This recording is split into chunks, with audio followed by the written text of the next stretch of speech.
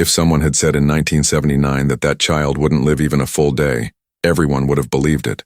If someone had said that that girl would never smile, never love, never be loved, no one would have doubted it.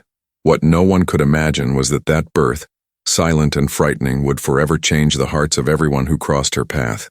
On that cold morning in 1979, the hospital seemed quieter than usual. The corridor lights flickered faintly. The strong smell of alcohol mixed with despair filled the air. Inside the delivery room, a young white woman, with pale skin and light eyes full of fear, gripped the sheets tightly as she felt life tearing through her body. It was her first child. Throughout the pregnancy, the exams had been simple, nothing indicating any serious problems. No doctor had prepared her for what was about to happen. When the cry echoed, it was weak, different. A cry that didn't fill the room with joy, but with confusion. The nurse froze for a few seconds. The doctor looked away. The clock continued ticking, indifferent to the silent tragedy that had just been born. The girl was born without arms and legs. The silence fell heavily, like a sentence. The mother tried to stand, tried to see her daughter's face, but no one would let her. The trembling hands of the professionals concealed something they didn't know how to explain, until someone with a choked voice uttered the phrase no mother should ever have to hear. Your daughter was born with an extremely rare condition, too rare to have answers, too rare to have promises, too rare to have hope.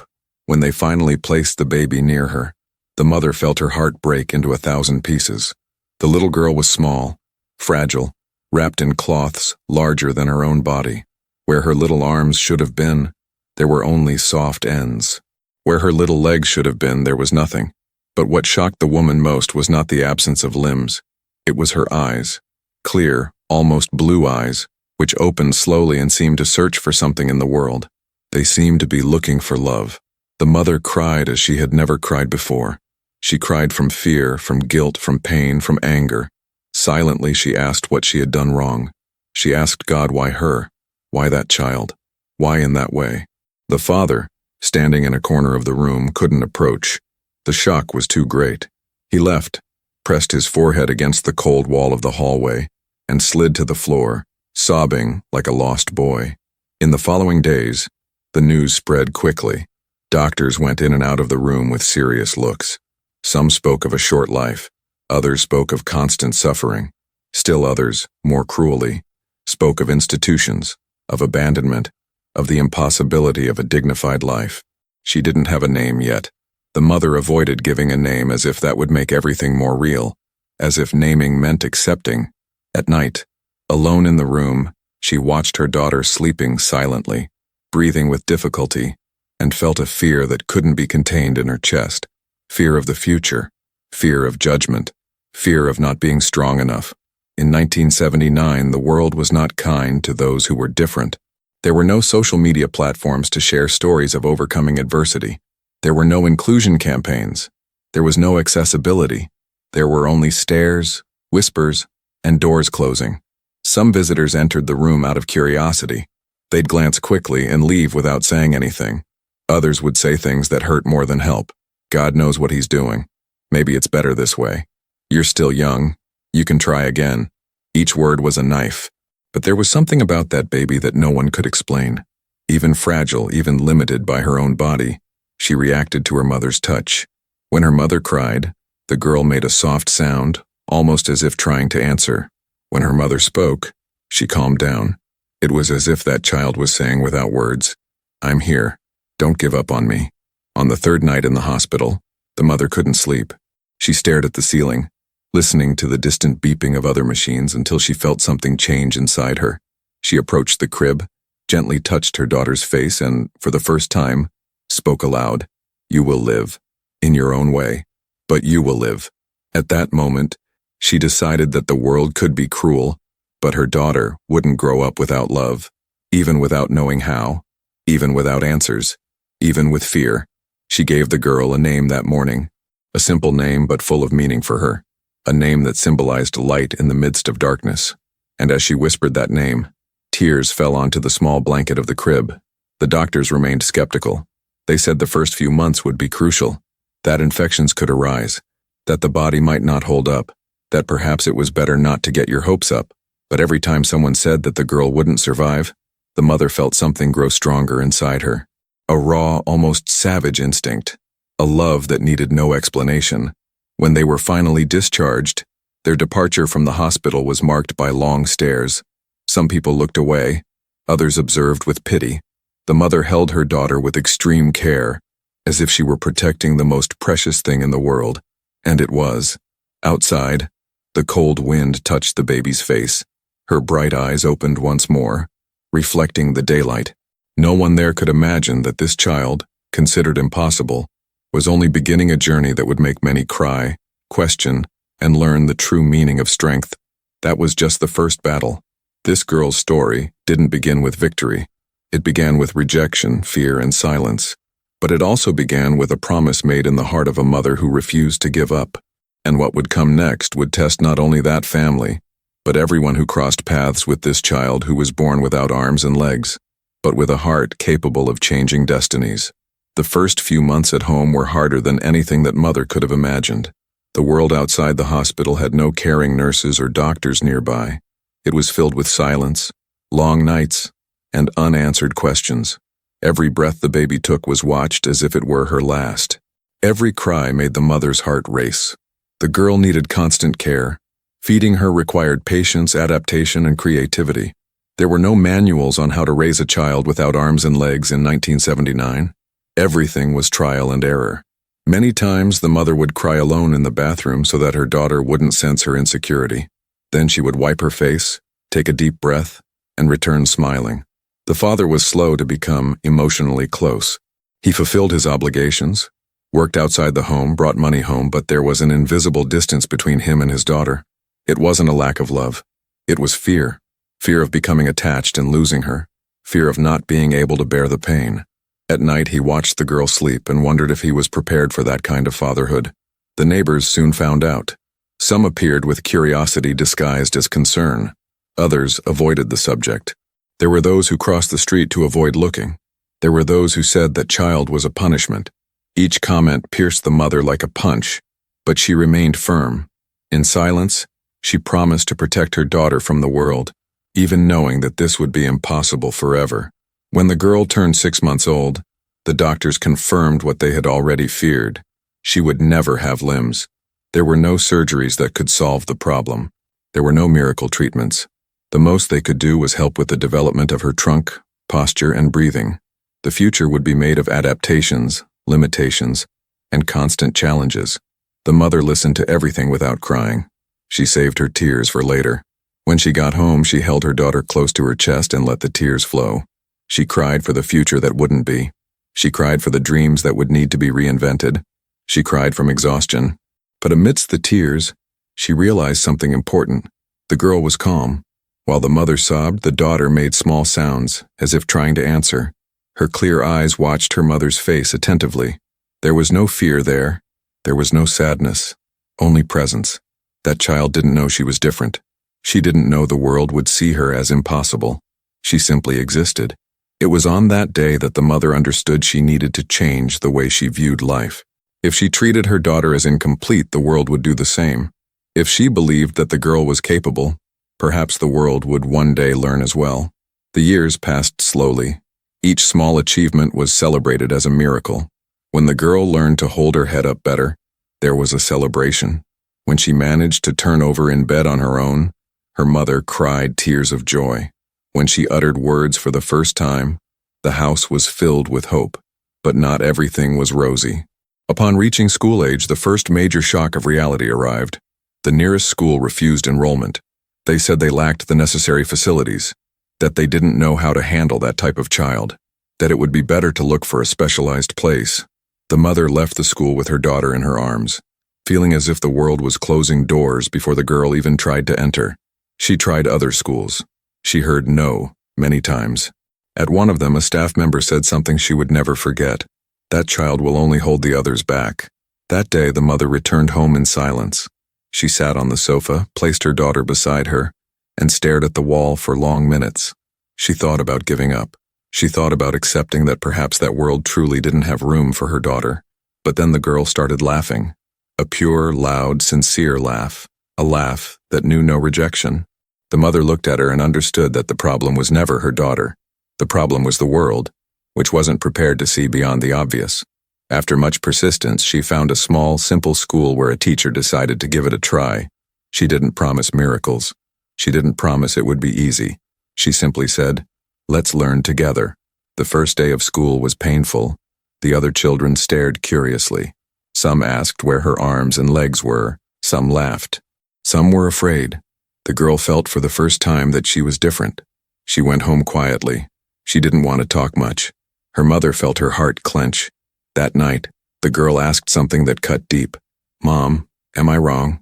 The mother knelt before her, gently cupped her face and answered in a firm voice even though her heart was breaking. "You are rare, and the world still doesn't know how to deal with rare things." From that day on, the girl began to build a silent strength. She learned to write, holding the pencil with her torso and mouth. She learned to paint.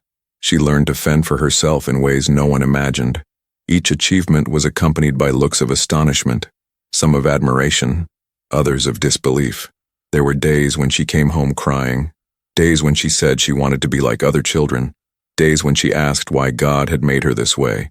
Her mother didn't have ready answers. She just hugged her, listened, and told her the truth. Life isn't fair, but you are strong. The father gradually grew closer. He started helping with her studies, talking to her, laughing with her, feeling proud. One day, seeing her write on her own for the first time, he cried silently. He realized he had wasted too much time being afraid. In adolescence, the challenges changed in form but not in intensity. Crueler stares appeared, comparisons, loneliness. While other girls talked about dating, clothes, and dances, she wondered if anyone would ever see beyond her disability. She felt invisible, but at the same time, something inside her was growing, a desire to prove that she existed, that she felt, that she loved, that she deserved to live fully. And it was precisely this desire that years later would bring his story to the world in a way that no one expected. The transition to adulthood arrived unannounced. While others planned college, work, independence, she wondered if any of those paths were truly open to someone like her. The world wasn't yet made for different bodies. The streets weren't accessible. The stairs remained heavy. Opportunities were scarce. Even so, she insisted. She finished school with double the effort. She studied more than everyone else, not because she wanted to prove something, but because she knew that for her, making mistakes would cost her more. Every mistake would be used as proof that she wasn't capable. Every success was seen as an exception. While searching for a course, you heard the same phrases disguised as care again. This can be very difficult for you. Have you thought about something simpler? Maybe staying home, maybe accepting your limitations. But she wouldn't accept it. She began to write. At first, only for herself. She wrote about the pain she didn't say aloud, about the days when she felt like a burden, about the nights when she cried without anyone seeing. But she also wrote about her mother, about the strength she received from the first day, about the love that kept her alive when everything seemed impossible. One day someone read one of those texts, then another, then someone else. Her words began to circulate. People who had never looked at someone with a disability in that way began to cry as they read what she felt. For the first time, she realized that her voice could reach places where her body could not. But life, as always, decided to test his resilience once again. The mother became ill. The same woman who had carried her in her arms against the judgment of the world was now weak, tired, dependent. Roles had reversed. The daughter, without arms and legs, began to care for her mother emotionally. She would sit beside the bed, talk, remember stories, make her mother laugh even amidst the pain. On one of those nights, the mother held her daughter's face and said something that would forever be etched in her memory.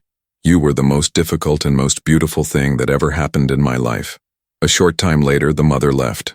The loss was devastating. The woman who had been her shield, her shelter, her strength was no longer there.